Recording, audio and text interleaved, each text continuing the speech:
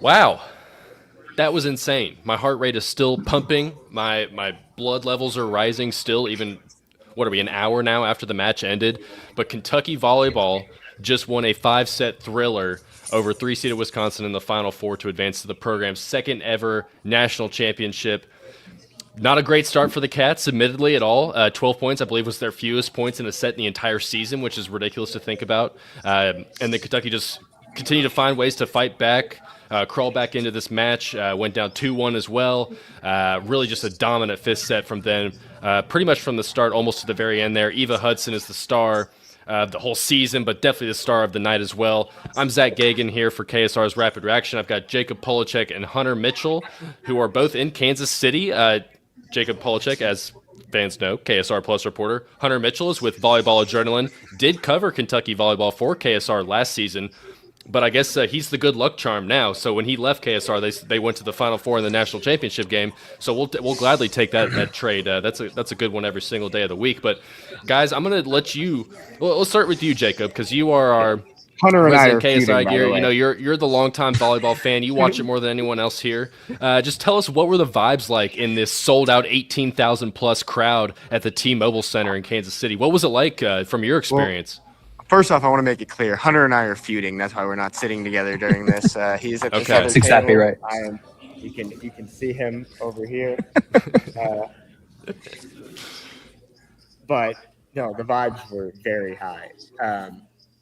So where we were seated, there was a lot of Wisconsin fans right behind me. So it did feel like Wisconsin had some advantage from a fan standpoint. But I'm very loud, according to Maggie. I will be a little bit. Tell Maggie quieter. to go away, unless she wants to hop on for the rapid reaction. Maggie, you want to say hi? This is already off the rails. Well, whose fault is that? There we go. Maggie, give us a take. Guys, I love how loud he is, except the Wisconsin women are currently crying, so we have to be a little more quiet. I can't hear them because of the AirPods. Wisconsin girls are crying, yes, is what she said. Okay. So, yeah, so keep your celebrations a little bit minimum. I will be. I'm not celebrating. I'm an unbiased journalist, but that was very fun. Besides that first set, the last set was unbelievable, and Eva Hudson just Maggie Davis, I just saw her, I gotta be quiet. So, Hunter, I'll let you talk. Yeah, go for it, Hunter. Give us your actual takes. Give us some real volleyball talk. The funny thing is that Wisconsin won every statistical category, so people keep asking, like, how'd they win?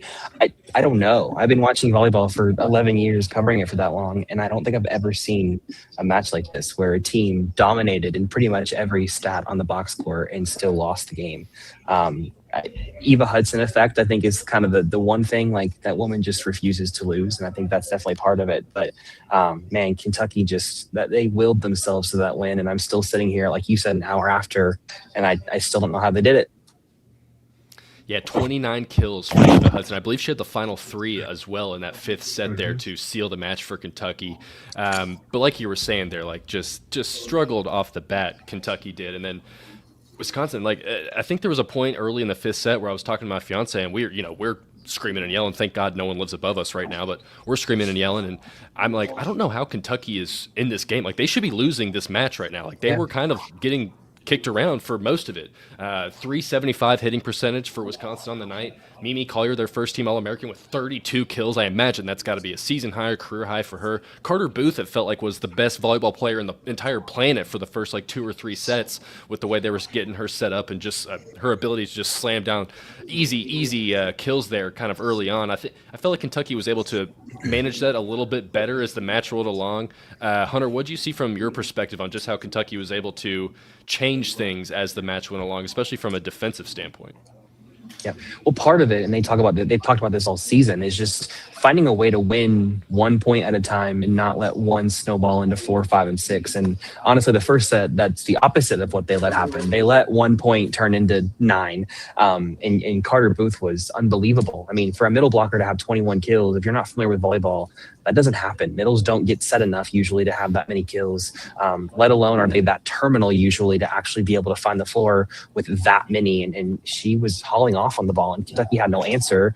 They've been so good all season. It served serving teams off the floor and getting them out of system enough the middle blockers can't get involved. But tonight, Wisconsin was passing unbelievably well. I've never seen a team pass that high of a level on this big of a stage against that quality of service pressure that Kentucky was trying to apply. And as a result, you look at the box score and they win the kills margin by 12. They had 14 more digs. They hit more than 100 points higher than Kentucky.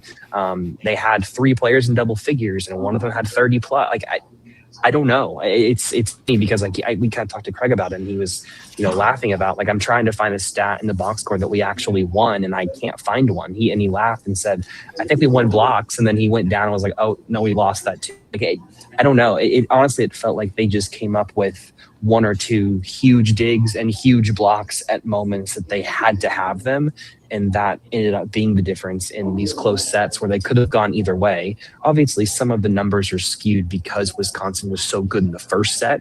Right. When you win by 13, you're going to have more kills and that because of that frame. But for Kentucky to really just wash that first frame and say, hey, new game, new set, let's go. And winning that second set, I think, was the difference in the match. If you go down 0-2 with that team rolling the way they were, you're probably not coming back. So you had to win that second frame. And they were trailing 20-18 in that set, and they closed on a I think it was a 7-1 run to win it. So that was really, really important, and I think that was kind of one of the biggest reasons why they were able to come back in that game. And I think that you can. Sorry, go for it, please. Look at the faces of the girls on Kentucky's team. Yeah. Compare in that second set and onward compared to that first set, they just looked down. You could tell the confidence wasn't there. I don't know if I'm talking too loud, but after that, like, it was a totally different game, and you just could see the confidence. You could see how they were interacting with each other after every point, and it's just a switch flipped in that second set, and they just continued that throughout. Yeah, and like kind of what you were saying, Hunter, like you go down 2-0 in this one. Like this didn't feel like the Texas match in the SEC tournament. Like it felt like Wisconsin was really going to just kind of continue to cruise. Like Kentucky kind of had some momentum, at least in that SEC championship game, to going into that third set to make you believe they could come out with it. But yeah, so going down 2-0 would have been probably the nail in the coffin there, even though we have seen it from this team already this year. But you all were in that press conference as well. I'll start with you, Jacob. Just anything stick out from what you heard from the 3 girls that were up there, or Craig Skinner? Anything really grab your mind when they were talking up there? Well, I did think it was funny at first. All the girls walked out there and were like, why is nobody excited? Why is nobody cheering? And a lot of reporters had to explain to them, we got to be unbiased. We can't be cheering in the press bar. So that was pretty funny at first. And I think just something that Coach Skinner continued to hammer away was just finding a way to win. Doesn't matter how it looks, but making sure that you can find a way to win even when you get down early like they did in that first set. So that was something that really stood out to me. Hunter, what about you? Yeah, I mean, this team's message really all year has been grit and just finding ways to win when maybe they shouldn't. And you kind of hit the nail on the head with the Texans. Like with Texas, they lost those first 2 sets, but they were still really close. They were really competitive. And it just felt like, man, if they get one to bounce their way, it's different. And tonight it was a different story. You had nothing going for you in the first set. So that was, I think, why it was so important to really fight in that second one. And I thought Kentucky showed that grit that they talked about in the postgame, just of finding ways to win these little points. And I think tonight, we've seen a lot of long rallies in this tournament that a lot of them haven't gone Kentucky's way. I thought Kentucky won every single long rally tonight when they absolutely had to. And I think those are the plays that kind of injected that grit and that energy back into them. And this, Zach, you've been watching them this year. When you have Eva Hudson on your team, if you let her get a spark of life, anything, I mean, it snowballs so fast because she is the most competitive athlete I have ever covered in any sport. And I was a student at Kentucky, Zach, with you. We worked together at the Colonel, or we're at games together all the time. So we've all covered a lot of sports. I've never seen an athlete just refuse to lose like that. She just wants the ball in every situation, and she is screaming and willing her team after every single point. And again, it just brings so much energy and life into the rest of the team that my goodness, it's impossible not to want to run through a brick wall for that woman. Like, you just watch her play, and it makes you as a fan want to run on the court and help her get a dig. Like, it's funny the way that works. And I thought she was incredible, especially in that fourth and fifth. Just came up with some kills that everyone in the gym and everyone at home knew. Oh, the ball's going to be set to Eva Hudson here, and it didn't matter. She just still found a way to score, and that just is the kind of player that she is. And I'm so glad we get to watch her play for Kentucky one more time in the national championship game, because after what she has done for this program this year, she deserves to have that moment. If they win it all, build her a statue.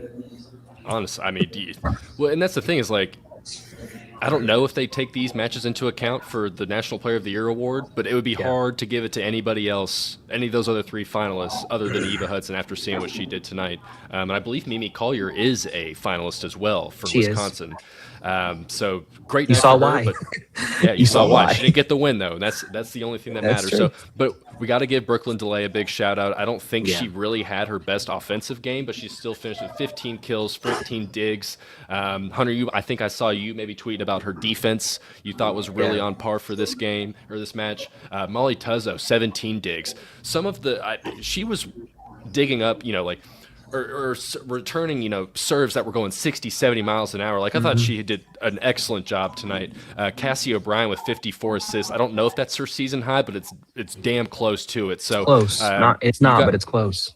Close to it. So you got great performances all around from all of your All-Americans that had to kind of show up.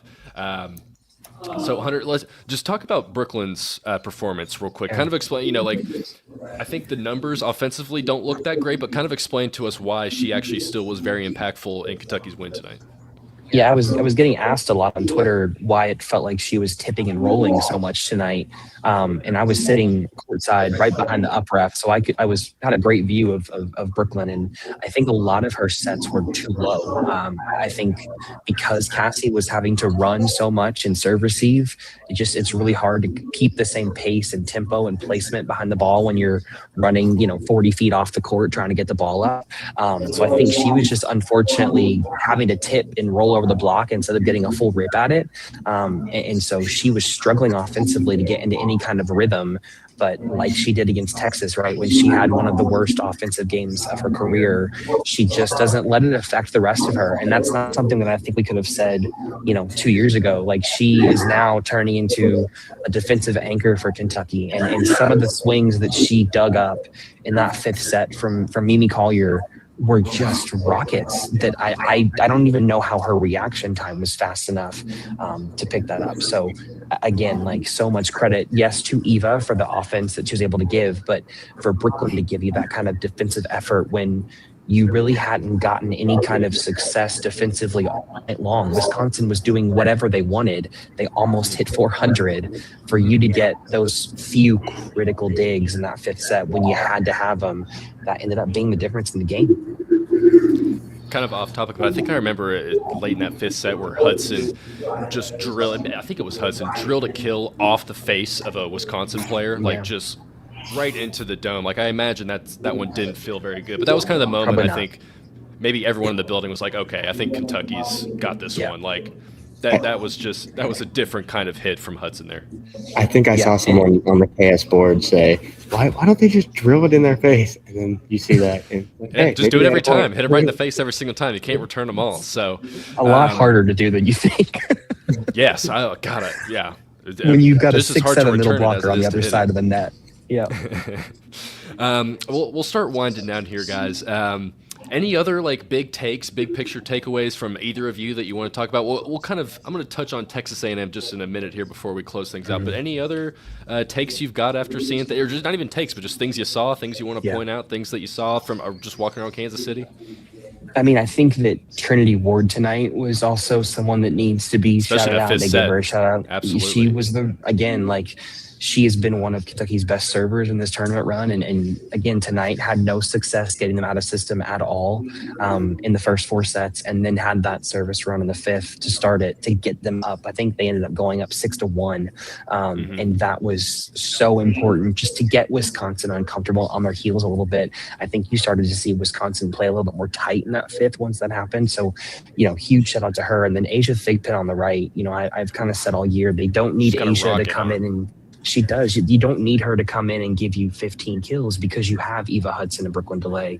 But if she can just come in and give you 8 or 10 and get the block off balance enough, it will help you. And tonight she has 8 kills on a 300 clip with 3 digs and a block. That's all you need from her. And I thought she was awesome. She was fearless. And that's what you need when you're playing these Big Ten physical teams that have big blocks. You cannot be afraid of the block. If you're afraid of the block has already won because they're already in your head. So for her to have the confidence as an undersized hitter to go up there and just swing away at the ball was really important and has been all year, but especially in that 5th set and the 4th set, like having that kind of a player with that kind of confidence, that made all the difference, I thought. Yeah, Louisville's own Trinity Ward as well there. Jacob, what do you Holy got? Cross. Holy Cross. The one volleyball thing I'll say is a lot of service errors from Wisconsin. I think that helped out Kentucky. Yeah. And then some off-topic things. Bring it. I want to say that I was very disappointed that they started to do the wave right when I got up and went to the bathroom. So I missed the wave. It looked like a lot of fun. So I'll make sure that I do not. Did you get into monster block? Did you get into that at all? Don't do that. Never do that, Jacob. Never do the monster block. We hate the monster block. We're sick of the monster block. Sick of the monster block? Okay. He knows a lot more about this stuff than I do, so I trust him. We need a new cheer, a new chant for the block. Okay. And then the other thing is I had Joe's Barbecue right before this. That place is so good. Joe's Barbecue, plug. If you guys want to become a sponsor, let me know. Yeah, I think Friends of Cole is our sponsor here, so I'll give them a shout out. Shout out to Friends of Cole, but also shout out to Joe's Barbecue as well. So yeah, if you want to sponsor, I will accept barbecue instead of money. Well, hey, hopefully Sunday night around 6 o'clock or something like that, we're doing another one of these celebrating a championship win. So, okay. Let's quickly talk about Texas A&M. They were the 3 seed on their side. They swept. They swept Pitt tonight, and that was kind of the only team that really dominated Kentucky all season when they swept them back in what was that, like the 3rd match of the season? September or something like that? 5th. Yep. Yeah, September 5th. Way long ago. So that one doesn't even matter anymore. Now you play Texas A&M, a team that you beat 3-1 earlier in the season during the regular season.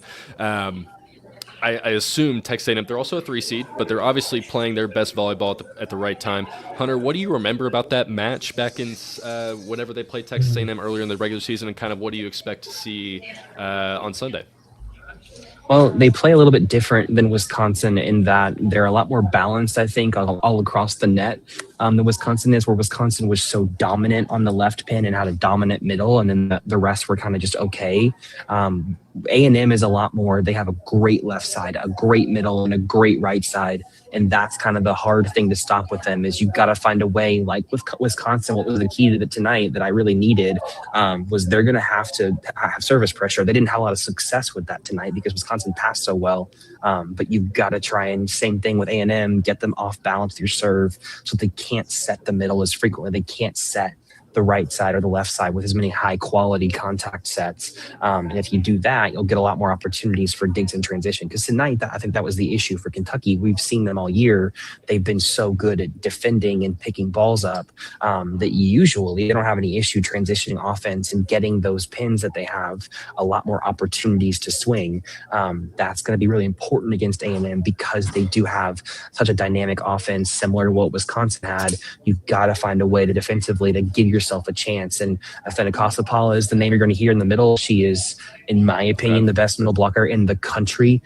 She's the one that had that 10-0 service run on Nebraska for A&M in that first set down in the Nebraska's home game in the Elite Eight. So she is someone that can get hot from the block, and she can and has had blocking runs of 5 straight blocks that totally changed sets around. She did it to Louisville, she did it to Nebraska, and tonight she shut down Pittsburgh, who has, in my opinion, the best hitter in the country, Olivia Babcock. So you've got to find a way to not let what she can do defensively impact your offensive game. And again, when you have hitters like Brooklyn and Eva who are so experienced, your hope is that they can know how to use the blocker's hands to tool the block and still score and find ways to score. So it's going to be really important. I expect another war. I think A&M is playing far better now than what they were playing when you played them, gosh, at this point, a month and a half, 2 months ago. But this is what the SEC tournament was for, right? I don't think it's a coincidence that you've got 2 SEC teams playing because they played in one of these tournaments before. And now we're going to see Kentucky play Texas again. And they won that one. Now they've got to play A&M again and win that one. And we'll see who gets all the marbles. Jacob, you got anything? Yeah, my only thing left is that I saw Greg Sankey right before this, and I was going to ask if he wanted to be in the rapid reaction, but I got too nervous. So Yeah, I think we'd be good on that one. But speaking of Greg Sankey, shout out to him. First time ever you have 2 SEC teams playing in the national championship game. So Yep. Volleyball it's growing in the SEC. It's getting huge. A couple of other things I want to note. They flashed a graphic on ESPN going into the 5th set that said Kentucky was 4-1 in 5-set matches this year, and Wisconsin was only 1-0. So I think you saw pretty obviously how the experience of having those 5-setters really helped Kentucky in that one. And then Texas A&M, their coach, I believe, won Coach of the Year today. He did, right? Yep. Won that today. So like you said, they're playing their best volleyball. I think they also beat Texas in the regular season as well. Texas A&M did. So they've got a bunch of quality wins. Like, this is not your typical 3 seed coming into here. So I think like Hunter said, you're going to see it's going to be a war. You're probably going to see another 5-setter on Sunday at 3:30 Eastern on ABC. So with that, I think we will get out of here, guys, and I'll let you all get back to what you were doing. We'll go. Jacob and I will pump out a couple more posts on KSR for you all, and he's going to stick around in Kansas City. These guys their stay got extended a few more days, so I think they were planning for it already, but they might have thought a little bit differently by the time that 3rd set was going around. So, but we're happy to have them out there, and I really hope that we get to do this again on Sunday night. So, from Zach, from Jacob, from Hunter, Kentucky volleyball going to another national championship, second one since 2020. Let's see if they can pull this one out too. So go Cats. We'll see y'all later.